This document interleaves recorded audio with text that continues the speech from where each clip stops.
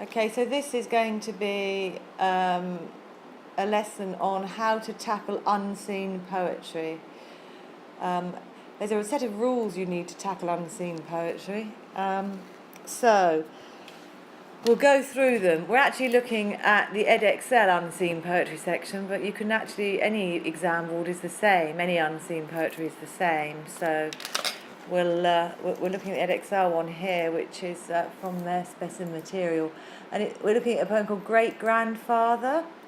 Great Grandfather. So what we want to do is we want to read it out first. You can read it out. Great-grandfather would sit in the back parlour for hours listening to the gramophone. I have no photograph of him doing this, so the picture I see of him sitting alone. With his head inclined towards the trumpeting, green lily is colourful and unfaded. A handkerchief with which he blots the tears. Schubert serenades from him is distinctly red, and the gramophone's tin horn grows steadily, more greenly lily-like and rare, grows like antiquity, and soon will be found, surviving only behind glass in conditioned air. Great-grandfather knows nothing of this, for such an instrument will be treasured as though it were a silver trumpet once discovered, lying in the tomb of some young Egyptian pharaoh, and only on certain occasions will it be taken from its case and played with careful ceremony. When thinnest sounds were summoned, the ready armies of imagination to salute the music lovers of history, and the great father would be one of those. Further down. Okay, so a gramophone is an early 20th century machine for listening to recorded music. It had a turntable with a needle that went into the grooves of the record placed on it. The sound came out through a horn or trumpet, often shaped like a flower. So that's what he's talking about, basically. Now, these unseens usually have quite easy poems in the sense that they haven't got complex language. They're often modern, and they're not often any complex rhyming scheme or anything to catch you out, basically. They're trying to help you. Nevertheless, they are poems. So I'm going to read it again because, you first of all read it about twice or three times to make sure you understand what it says. Great-grandfather would sit in the back parlour for hours listening to the gramophone. I have no photograph of him doing this, so the picture I see of him sitting alone, with his head inclined towards the trumpeting green lily, is colourful and unfaded. So he's imagining it, isn't he? The handkerchief with which he blots the tears Schubert serenades from is distinctly red, and the gramophone's tin horn grows steadily more greenly lily-like and rare, grows into antiquity and soon will be found surviving only behind glass in conditioned air. Oh, there's a rhyme there. Great-grandfather knows nothing of this, but such an instrument will be treasured as though it were a silver trumpet once discovered, lying in the tomb of some Egyptian pharaoh, and only on certain occasions will it be taken from its case and played with careful ceremony, when thinnest sound will summon the ready armies of imagination to salute the music lovers of history, and great-grandfather will be one of those. So, we need to apply the 10 points, all right? So what is the message? It's a message, subject matter, language choices, the form, the structure, the literary devices, the tone, the point of view, and the imagery. I think that's it, isn't it? Okay? Yeah. So basically, you need to think about, first thing, that's most important really with any poem is what is the message? What is the message of this poem? Remembrance of his grandfather or her grandfather. So it's like a memorial type theme.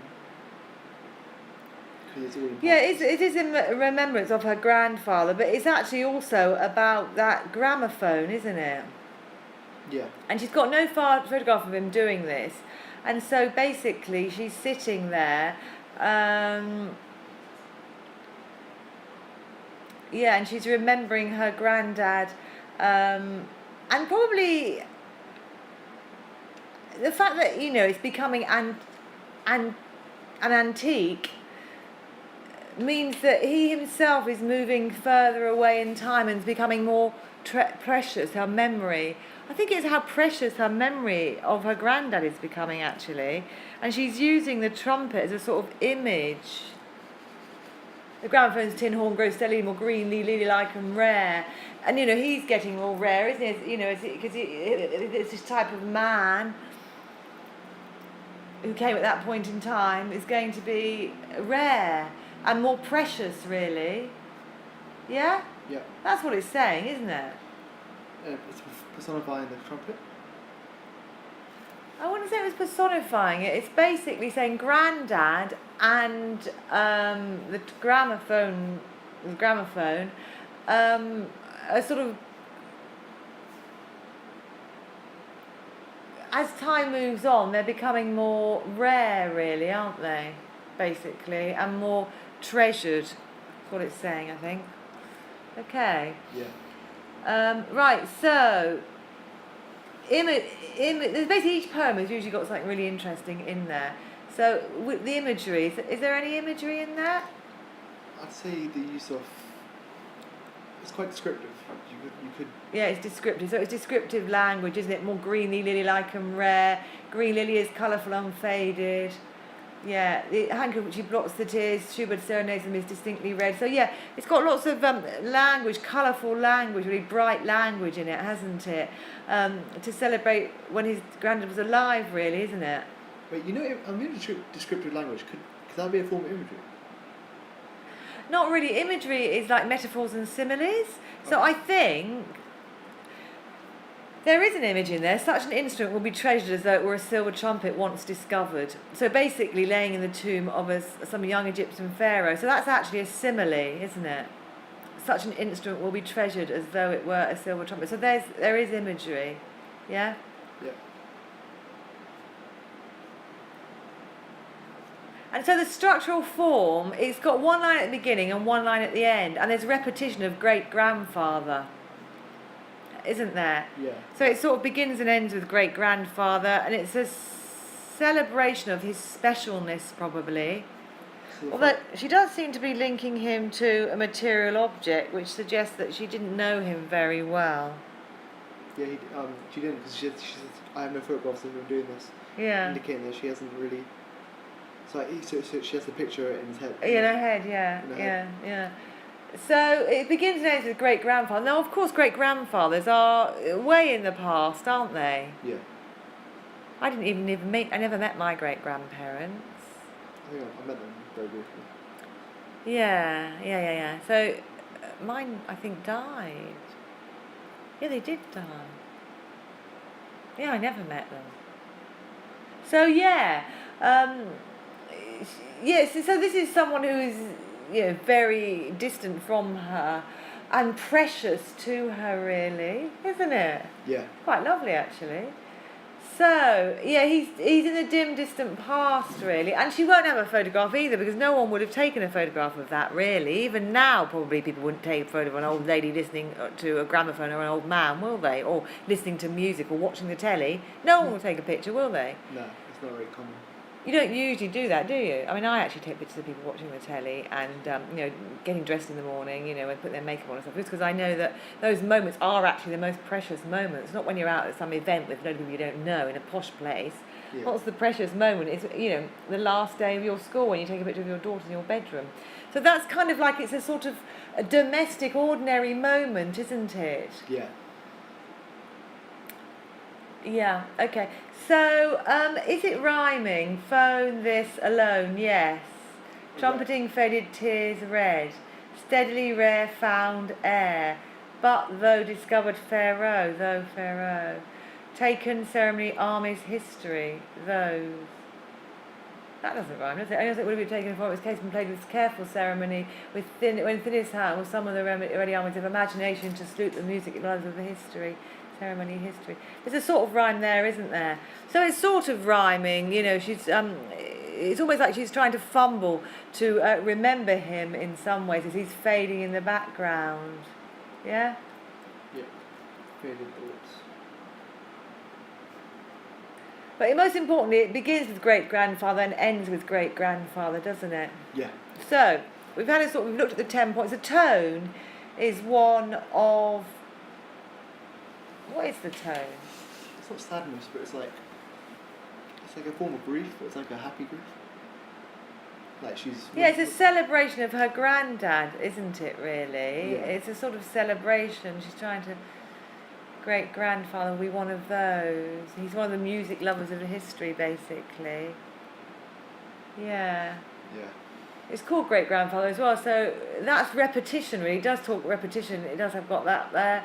And it's also got careful ceremony. There we are, it's alliteration. So let's carry on and look at the actual question now. We've actually unpicked it with the 10 points, and that's what you should always do. Compare the ways. Oh, we haven't read the second poem then, so let's have a look. On the Verge. Right, this is another poem we're comparing then. Oh, that's easier, there's 2 poems as well. Right, you can read it out to me. Okay. On the Verge. The skin is wrinkled and speaks of age. I watch it change from year to following year, as hurrying life turns yet another page, and feels as if it drops another gear. It's not that bits have started to fall off, though annual checks will monitor decline. Occasional wheeze is now a chronic cough. Leg muscles wither, though the brain seems fine. Three score years and 10 a long term past, and the dreams of action close as I can get. The body has mislaid that keyword fast and slow, or creeping, are a better bet. It's no good worrying at this lack of urge, for life's sweet still sweet here resting on the verge. So, this is a poem again about old age, isn't it? Yeah. It's got the most important thing about it is the point of view. It's the I point of view. So that's the first comparison, isn't it? Yeah. So he's taking it from a very personal point of view. The other one was from the granddaughter great-granddaughter looking at him. So that's really important, the point of view, comparing the two. I'll read it out again. As I say, you need to read them out at least twice, probably ideally about 10 times, but it is an exam, so you'll probably not be able to do 10 times. But the more times you can read it, the more you'll get a feel for it. The skin is wrinkled and speaks of age. I watch it change from year to following year, as hurrying life turns yet another page, and feel as it drops another gear. It's not that bits have started to fall off. The annual checks will monitor decline. Occasional wheeze is now a chronic cough. Leg muscles wither though the brain seems fine. The 60 years and 10 are long-term past, and dreams of action close as I can get. The body has mislaid that keyword fast, and slow or creeping are a better bet. It's no good worrying at this lack of urge, for life's still sweet here resting on the verge. So that's from the point of view of a man who's got old. 70 plus. Yeah, in long-term past, so he must be about 80 or 90. Because 70 is 60 years, isn't it? Yeah. And 10. But he says that, so the message, what's the message? That he's just become old, but he's still functional. Yeah, he's become old, and he's just watching it, it's what he can do, but he's really still enjoying life while he sits and rests on the verge. The Sikhs have this phrase saying that they say from 0 to 25 you're growing up, 0 to 25, 25 to 50 you're a householder, 50 to 70 you are there as an advisor and helper and sage for the younger people to help them, and from 70 onwards you sit and you just observe. And he's saying, sitting on the verge, he actually is doing exactly what the Sikhs say, is resting on the verge there, watching. Still enjoying it though. So, you've got rhyme, age, page, year, gear, off, cough, decline, fine, pass, get, fast, bet. So, yeah, that's the sense. So what does that create, that sort of rhythm, rhyme? It creates how he's feeling, a regular contentness. Yeah, there's a sense of contentment, of life, of fun. Yeah, the regular rhyme scheme makes him sound sort of jaunty, doesn't it? Yeah. So the language is sort of, it's descriptive. The skin is wrinkled and speaks of age. I watch it change from year to following year. It's sort of everyday language, isn't it? Yeah. He's writing as he speaks. It's not the bits have started to fall off. It's colloquialisms, really, isn't it? It's not the bits have started to fall off, isn't it? Is that the tone? Huh? Is that the tone? Colloquialism. No, that's the colloquialism means it's sort of written in sort of ordinary, everyday, slightly slang language. The body has mislaid that keyword fast, and slow or creeping are a better bet. It's no good worrying at this lack of urge, for life still sweet here, resting on the verge. And actually, it's no good worrying at this lack of urge. So it's actually quite a regular iambic pentameter, I think, for life still sweet here, resting on the verge. Yeah, 10 beats, stressed, unstressed. It's got 10 beats to it, basically. The 70 years and 10 are long-term past. It's actually really hard to write a sentence like that. So this is a very carefully constructed sentence is throughout. So basically it's saying that, he's at the form actually is saying that he's still got his marbles really, and that he's still got